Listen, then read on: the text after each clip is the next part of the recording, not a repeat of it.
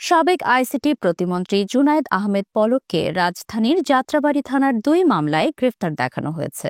বুধবার ৯ জুলাই ঢাকার metropolitan magistrate Masum মিয়া মামলার তদন্তকারী কর্মকর্তার আবেদন মঞ্জুর করে এ আদেশ দেন। এদিন সকাল ১০টা ২৫ আদালতের হাজতখানা থেকে পলককে এজলাসে তোলা হয়।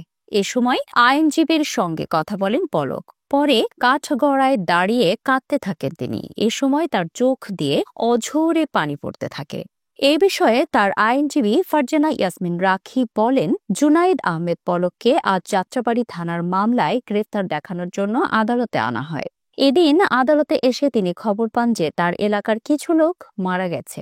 এজন্য তিনি শোকাহত হন এবং কাঁদতে থাকেন। গত বছরের ৬ই আগস্ট বিমানবন্দর থেকে পলককে আটক করে পুলিশ।